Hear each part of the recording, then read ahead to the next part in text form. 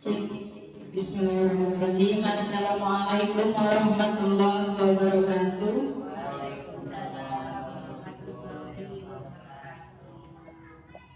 Selamat pagi Bapak dan Ibu yang saya hormati, Bapak Kepala Sekolah SD Sanghyungga, yang saya hormati Bapak Ibu guru senior kita SD Sanghyungga dan rekan-rekan sekalian.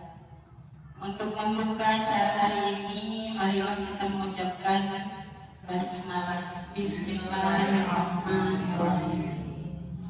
Baiklah Bapak Ibu, di sini saya akan memaparkan mengenai budaya positif di sekolah.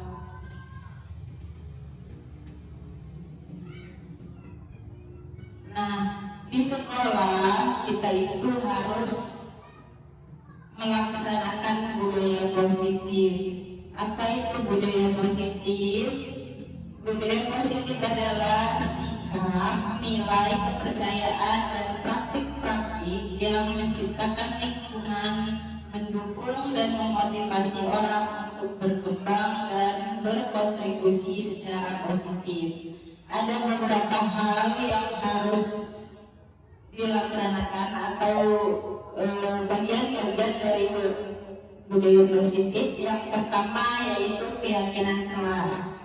Kedua, budaya positif itu membutuhkan kebutuhan dasar manusia, dan 5 posisi kontrol dan segitiga restitusi. Nah, keempat ini adalah hal-hal yang akan mendukung budaya positif di sekolah. Contohnya kalau di kelas ya, kita biasanya membuat perjanjian ya. Kalau keyakinan kelas ini sepertinya jarang kita laksanakan. Nah, seperti kita membuat jangan ribut di kelas. Seperti di kelas 1 ada ya Pak. Di kelas 1 itu ada poster tentang peraturan kelas seperti itu ya. Nah, seharusnya lebih baik kita gunakan kata-katanya adalah keyakinan kelas. Nah, keyakinan kelas itu seperti ini. Keyakinan kelas itu bersifat abstrak daripada peraturan yang lebih rinci dan konkret. Keyakinan kelas berupa pernyataan universal. Pernyataan keyakinan kelas senantiasa dibuat dalam bentuk positif, jangan negatif. Berarti kalau di kelas itu jangan kata-katanya siswa tidak boleh ribut, itu nggak boleh Pak Bu. Karena kata-katanya tidak boleh itu kata-kata negatif. Seharusnya apa Bu Sida? Kalau tidak boleh ribut berarti dilarang tetap negatif.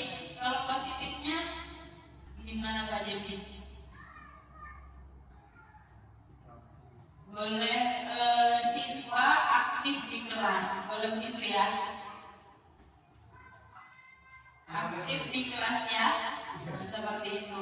Kalau tidak boleh ribut kan bahasanya ke negatif. Kalau aktif di kelas berarti dia menuju ke positif, seperti itu.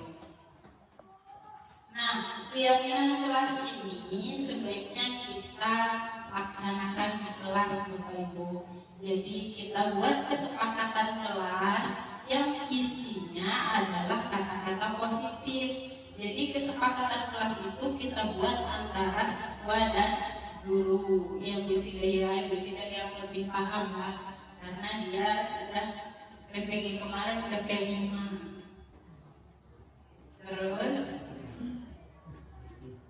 keyakinan kelas ini contohnya, kalau kalimat negatifnya jangan berlari di kelas atau di koridor. Nah, kalimat positifnya kita ganti dengan berjalanlah di kelas atau di koridor. Seperti itu ya, ya Pak. Nah, kebutuhan manusia, kita sebagai manusia punya kebutuhan Bapak Ibu. Yang pertama ada kebutuhan bertahan hidup. makan, minum, itu kebutuhan bertahan hidup. Terus yang kedua ada kebutuhan kasih sayang dan rasa diterima. Betul? Butuh kasih sayang? Betul. Ya. Yang nomor 3 itu penguasaan. Jadi sebenarnya dalam diri kita ini punya sifat ingin jadi penguasa, bukan untuk secara global. Setidaknya kita di keluarga pengen ada yang menuruti kata-kata kita, ya, seperti anak kita bilang yang hal-hal yang positif, kalau bisa anak kita nurut. Itu adalah kebutuhan sebagai penguasa, seperti itu. Yang keempat, kebutuhan kebebasan. Kita butuh kebebasan, butuh, karena kita tidak ingin kan kalau tertekan, ya. Terus yang terakhir, kebutuhan kesenangan. Itu sangat lumrah untuk kita semua, karena memang kalau kita senang maka sesuatu yang kita kerjakan akan jadi lebih bagus. Selanjutnya ada namanya 5 posisi kontrol. Posisi kontrol yang pertama sebagai penghukum. Jadi kita sebagai guru itu ada punya posisi, ada 5 posisinya. Yang pertama penghukum, kedua pembuat merasa bersalah, yang ketiga teman, yang keempat pemantau, yang kelima manajer. Kalau penghukum contohnya begini, kalau Adit nggak masuk sekolah, terus dia selama 2 hari tidak ada kabar. Nah, kita panggil ke kantor, suruh nulis, saya tidak mau berbuat salah selama ini, gitu. Nah, itu posisi penghukum. Kalau pembuat merasa bersalah, ini contohnya seperti ini. Adiknya ditaruh di kantor, dibilang, Adik, kamu gak kasihan apa sama orang tuamu yang selalu memberi kamu jajan tiap hari, yang selalu ngasih kamu makan, kok kamu gak kasihan? Jadi gurunya membuat anak itu menjadi merasa bersalah. Kalau posisi teman seperti apa?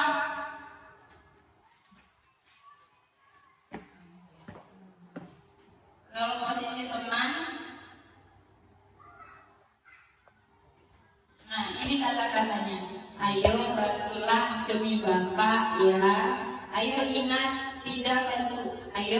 tidak bantuan Bapak selama ini. Jadi kita bahasanya sama anak itu sebagai teman. Terus kalau penghukum itu tadi ya, patuhi aturan saya. Awas ya kalau nggak ikut aturan saya. Awas ya kalau nggak ikut aturan Pak Guru, Bu Guru. Kalau memantau apa yang telah kamu lakukan, sanksi dan konsekuensi apa. Jadi kalau memantau itu dia mantau terus kerjaan anaknya, gitu. Terus yang terakhir yang paling ideal adalah posisi manajer. Jadi kita sebagai guru sebaiknya adalah memposisikan diri kita menjadi posisi manajer. Kata-kata yang baik di posisi manajer ini, apa yang kita yakini? Apa yang kita yakini, nak? Jadi kita udah buat keyakinan kelas, baru kita nanyakan, apa yang kita yakini, nak? Apa kamu meyakininya? Jika kamu meyakininya, apa kamu bersedia memperbaikinya? Jadi bahasanya halus, tidak seperti teman, tidak membuat rasa bersalah. Jika kamu memperbaiki ini, hal ini menunjukkan apa tentang dirimu? Terusnya, apa rencana kamu memperbaiki hal ini? Nah, sampai di situ yang ditanyakan Bapak Ibu. Belum ada, baik. Saya lanjutkan ya. Nah, saat anak melakukan kesalahan, ada langkah-langkah yang harus kita lakukan untuk menyelesaikan permasalahan itu. Yang pertama yaitu, pokoknya anak ribut ya di kelas. Biasanya kan kita cuma, siapa ini yang ribut, sini panggil, kenapa kamu, udah maafkan ya, kan ternyata kita itu salah. Ada langkah-langkah baik yang harus kita laksanakan. Yang pertama itu harus menstabilkan identitas. Yang kedua, validasi tindakan yang salah. Dan yang ketiga, menanyakan keyakinan. Apa itu tindakan yang tadi? Sebelumnya Bapak Ibu, kita tonton dulu videonya ya.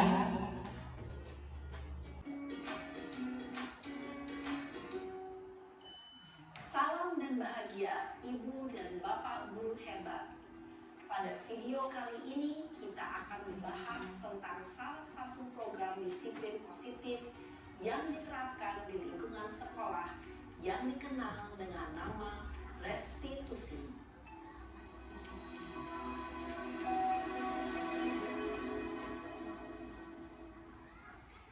Restitusi dikembangkan oleh pakar Contoh kasusnya.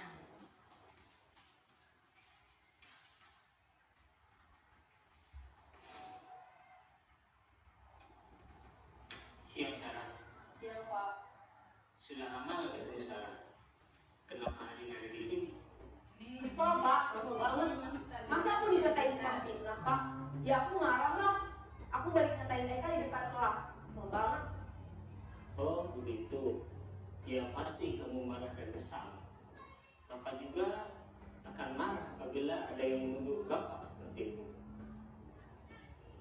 Kemudian pada saat itu kamu mau melakukan apa? Ya saya langsung ngatain Eka lah Pak. Kesel banget. Saya bentak-bentak dia depan teman-teman lain. Oh begitu. Pasti kamu melakukan seperti itu karena suatu alasan tertentu. Iyalah, maksud saya diam saja Pak. Ya saya bela diri lah. Maksud saya dituduh tukang fitnah. Ya wajar lah. Mempertahankan harga diri itu sesuatu yang penting buat kamu. Untung kamu tidak bertindak lebih gegabah lagi, hanya membentak-bentak. Iya Pak. Untung saya masih bersabar dan hanya membentak saja.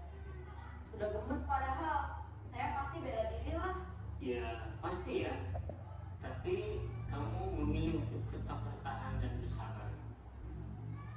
Kamu memilih untuk tidak berbuat lebih parah lagi kan? Iya. Nah, sekarang coba kita lihat lagi tindakan kamu yang bentak-bentak Eka di kelas. Tindakan kamu itu kira-kira sesuai dengan keyakinan kelas atau prinsip kamu tidak? Enggak lah Pak. Capek Pak jadi pemarah. Jadi keyakinan atau prinsip mana yang kurang sesuai dengan keinginan kamu? Ya saya sebenarnya sangat menghargai orang lain. Mungkin saat itu saya menjadi emosi. Jadi tidak menunjukkan sikap itu. Kamu meyakini tidak? Menghargai orang lain itu penting buat kamu. Yakinlah Pak. Iya, setuju. Kita harus saling menghargai. Namun ada juga keyakinan yang kita sepakati yang perlu kita jalankan apabila kita sedang marah, kan? Ya saya bisa lebih proaktif. Mulai dengan diri sendiri. Saya bisa jadi lebih bersabar, mengambil waktu jeda untuk berpikir mau apa selanjutnya. Kira-kira kamu bersedia memperbaiki masalah ini tidak? Sedia Pak. Kalau kamu memperbaiki masalah ini, kamu akan menjadi orang seperti apa? Saya akan menjadi orang yang bertanggung jawab kali ya Pak. Dan senantiasa proaktif. Iya, menurut kamu bagaimana rasanya menjadi orang seperti itu? Ya nyaman lah. Bangga bisa bersabar dan menahan diri. Baiklah kalau begitu. Yuk kita pikirkan bagaimana memperbaiki masalah ini. Nah, seperti itu Bapak Ibu. Jadi kalau ada anak bermasalah, kita memposisikan diri sebagai apa tadi? Manajer. Kata-kata pada tahap menstabilkan identitas. Yang pertama, berbuat salah itu tidak apa-apa. Tidak ada manusia yang sempurna. Ya, kata-katanya agar anak itu merasa tidak tertekan saat kita ditanyai.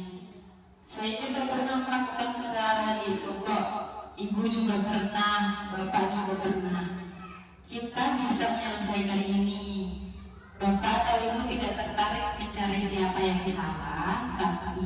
ingin mencari solusinya. Nah, kamu berhak merasa seperti itu.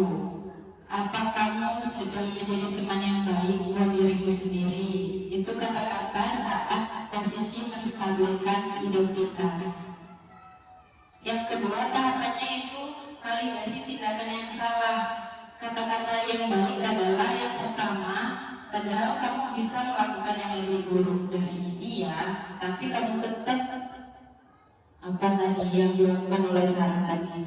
Jadi dia cuma emosi, kata si bapaknya tadi. Kamu pasti punya alasan mengapa melakukan hal itu. Ya kan? Jadi dia mikir si anak ini, oh iya ya saya pasti punya alasan seperti itu.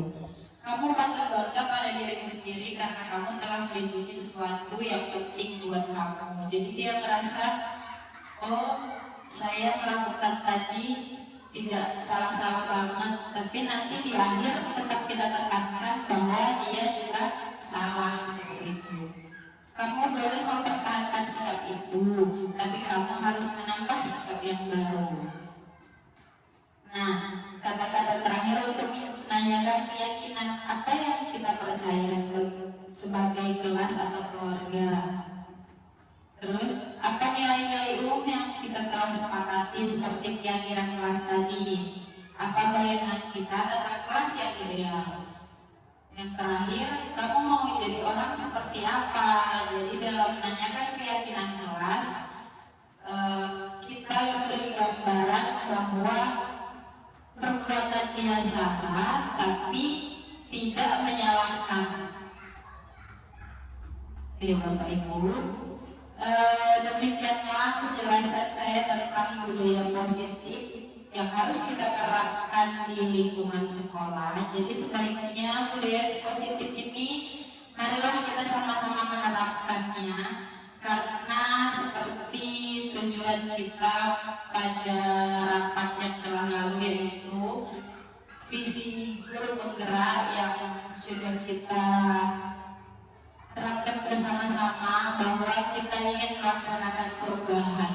Nah, perubahan itu salah satunya adalah melaksanakan budaya positif. Marilah kita laksanakan budaya positif ini di sekolah mulai dari hal yang kecil, karena hal-hal besar tidak akan jadi besar jika tidak dimulai dari hal yang kecil.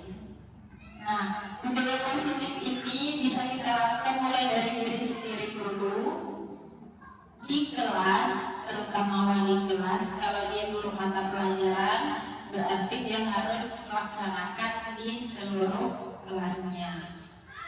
Nah, kalau guru mata pelajaran lebih enak ya Bu, karena apa? Karena wali kelasnya sudah menerapkan di dalam kelas, jadi tinggal meneruskan.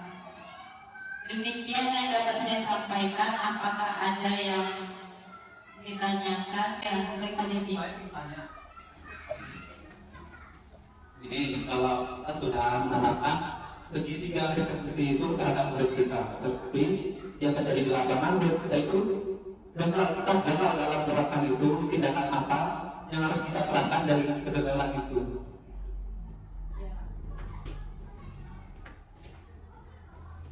Baik, saya akan mencoba menjawab dari pertanyaan Pak Jogi. Atau ada guru lain yang ingin menjawab? Belum ada? Saya coba menjawab ya. Jadi segitiga restitusi ini Pak adalah sebuah langkah dalam kita menyelesaikan masalah. Kalau di SMP itu ada kasus berat, ada kasus ringan. Kalau di SD kita tidak dikategorikan karena kita tidak punya guru BK. Nah, langkah yang 3 ini kalau seandainya kita gagal melaksanakannya, maka kita ulang kembali Pak. Kita ulang lebih pelan-pelan lagi. Nah, langkah ini tidak harus bertahap dari pertama dulu, 2 dulu, atau 3 dulu. Pokoknya kita cari mana celah terbaik untuk menghadapi anak tersebut. Kita ulang lagi. Kalau masih, berarti kita harus konsultasi dengan kepala sekolah. Kita sebagai wali kelas harus kolaborasi dengan kepala sekolah. Kalau dari kepala sekolah betul dan tetap tidak merubah sikap anak tersebut, maka kita akan panggil orang tuanya. Nah, itulah langkah terakhir adalah kolaborasi guru kelas, kepala sekolah dan orang tua seperti itu. Karena tetap kita harus melibatkan orang tua dalam menyelesaikan masalah yang dihadapi anak tersebut. Gitu Pak, dapat diterima Pak? Terima kasih Bu. Oh iya baik, Bapak ada lagi teman-teman yang lain? Kalau tidak ada, baiklah penyampaian saya tentang budaya positif saya cukupkan sampai di sini. Marilah kita sama mengucapkan hamdalah, alhamdulillahirabbil alamin.